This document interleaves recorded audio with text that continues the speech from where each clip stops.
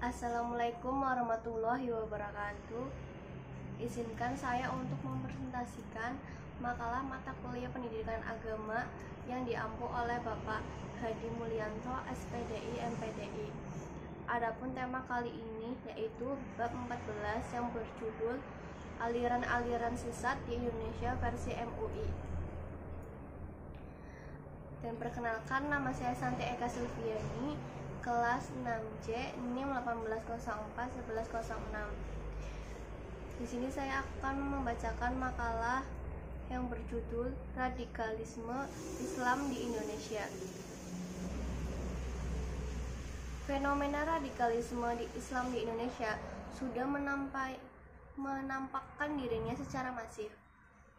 Berbagai agenda sudah mereka bangun untuk disebarluaskan melalui berbagai cara. Dan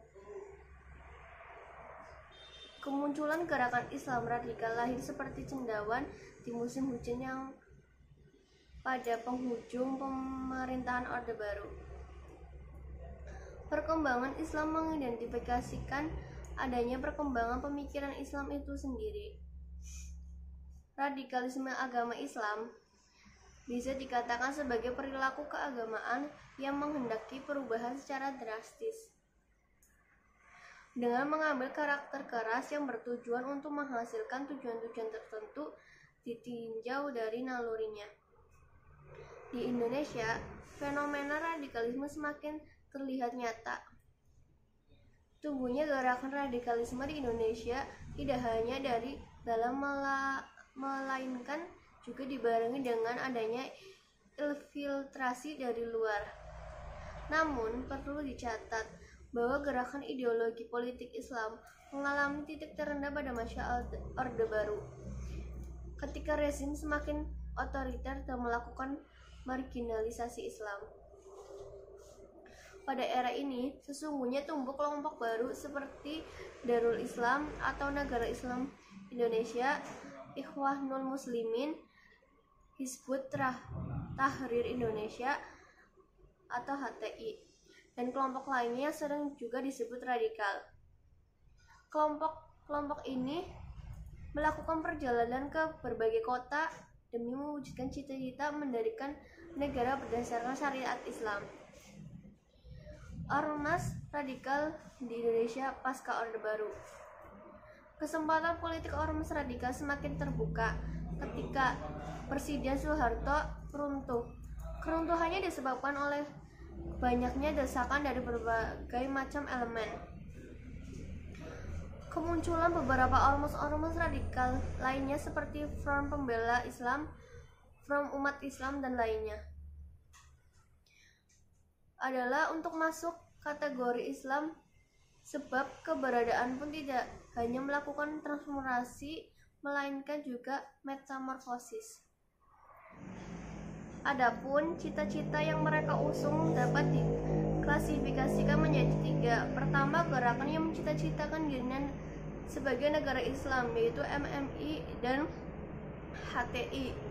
Kedua, gerakan yang menginginkan pemberlakuan peraturan daerah berdasarkan syariat Islam seperti gerakan Tarbiyah dan KPPSI, Komite Persiapan Penegakan Syariat Islam.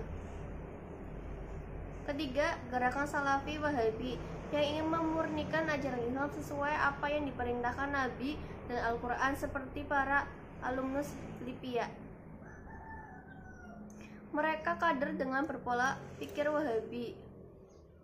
Gerakan yang mereka lakukan dengan tujuan untuk mengubah secara fundamental dan ranah politik dan tatanan sosial sehingga tampak ekstrim dan sering berdampak pada kekerasan sosial dan meresahkan masyarakat.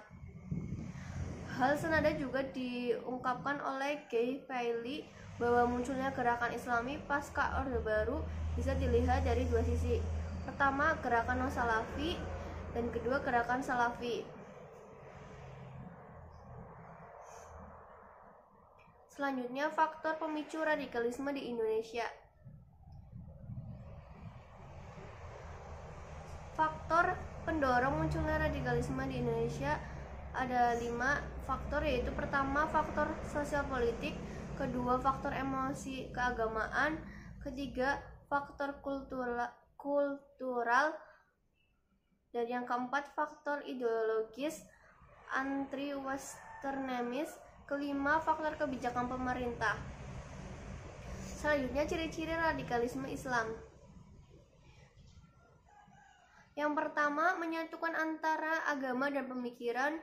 Kedua, teologisasi fenomena sosial dan alam. Ketiga, interdependensi. Yang keempat, fanatisme pendapat dan menolak dialog. Kelima, mengakhiri dimensi historis.